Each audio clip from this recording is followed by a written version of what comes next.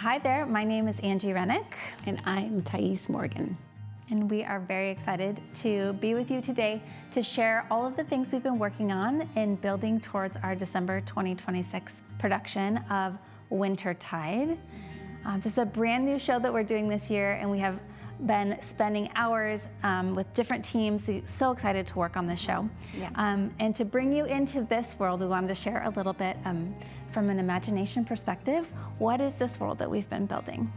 Yes, so I want you to imagine your favorite place in a forest, and imagine the trees that are around you and the branches woven together above your head and the dappled light coming through and creating pools of light on the moss that covers the forest floor. And that is where we went in our imagination to start this story. We have decided to call this realm the Sylvan Realm. And it is actually smaller than the world that we see with our eyes. So I want you to imagine yourself to be 6 inches tall, about the same height as the cell phone that's in your pocket. And then you can imagine that the sprig of hydrangea would be like a tree to you if you were only 6 inches tall. So long ago, the maker created the Sylvan Realm, and he placed the Sylvan sprites in charge of all of these plants to take care of the growing things of the world. And our story takes place in this Sylvan Realm, right? It specifically takes place in the Wild Fern Glade. Right, so we have Sylvan sprites, and among these Sylvan sprites, there are 4 tribes. There is a tribe for each season. So you might be a winter sprite, taking care of the things that grow or don't grow in the winter. You might be a spring sprite, a summer sprite, or an autumn sprite. And we call these different tribes the keepers. They are keepers of their season as they look over the plants and take care of them. Yeah.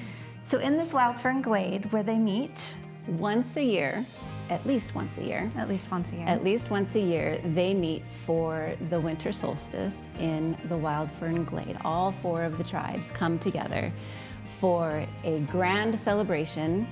It's a 3-day celebration that they call Wintertide.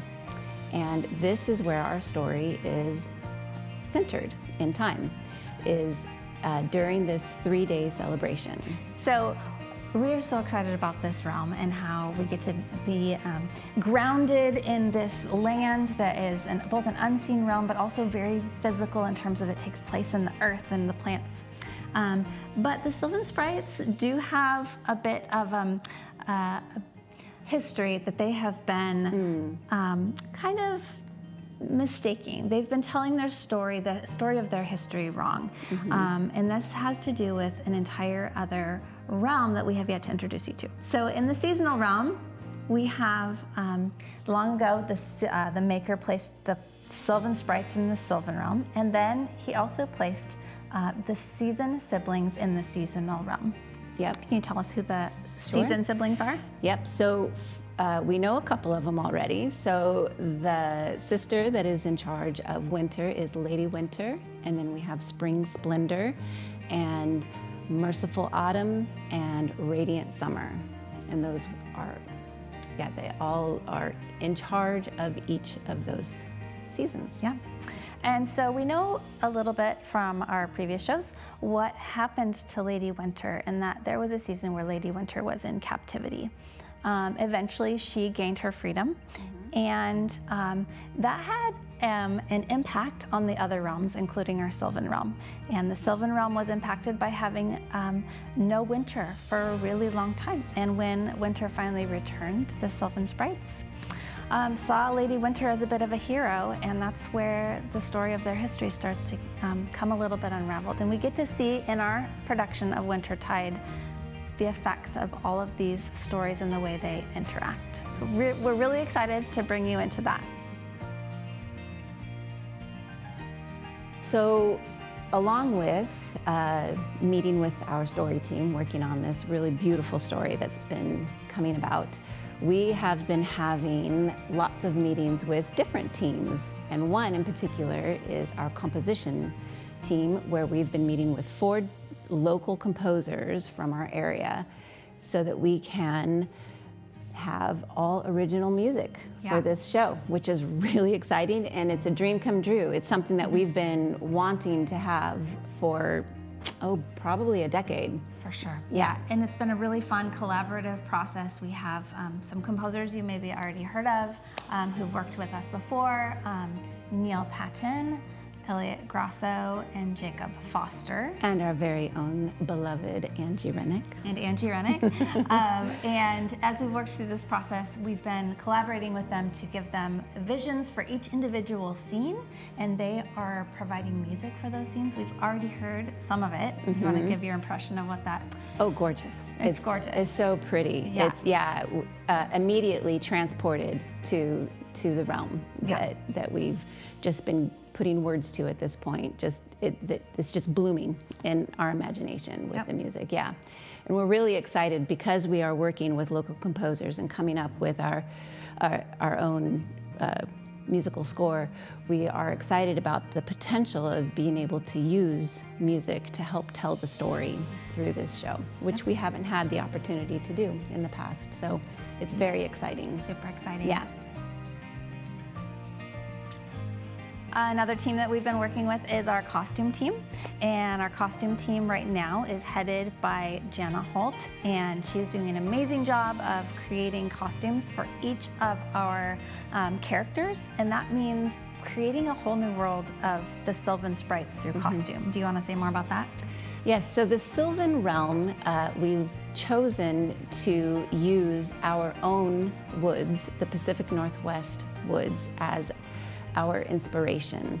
And so Jana has fully bought in to that idea, and she has been researching all of the different plant life that grows natively in our woods, and she is going to be creating costumes inspired by that research. We have some samples of the fabric that we are pulling in for some of these costumes. She and another gal did a field trip up to Portland to a fabric store, and they found some beautiful textured fabric that Jana she said that just immediately she saw how this can be used, these 2 pieces of fabric can be used to create that wild sort of look on the costumes. This one just has such really great texture and color. It's going to just catch the light really nicely. And this, she just said, looks like a tree, like the bark of a tree right there. So we're very excited to see what she comes up with all of these fabrics that she's finding. That brings us to how we need you. We need to put these costumes on some dancers, and we hope that you will join us in auditions in June. And we've had a lot of questions about the kinds of roles that we're going to have for dancers coming into our Wintertide production. So we should start with the sprites. We're going to need a lot of sprites. All ages. There's a lot of plants out there to take care of. There are a lot of plants out there to take care of. So we need sprites of all ages, all levels of dancers to be sprites and spritelings. We also have our seasoned siblings. So we are going to need some dancers to be those characters in our show, Lady Winter and Spring Splendor and Radiant Summer and Merciful Autumn. Yep. I remembered. We also have another role, a mysterious story keeper that you'll be hearing more about in the future, but that's another role that you can audition for. We also have an enchantress and some of her crew that she's going to need some support from. Are there any other roles that we could share with you? We have some shadowy creatures called the Shadows.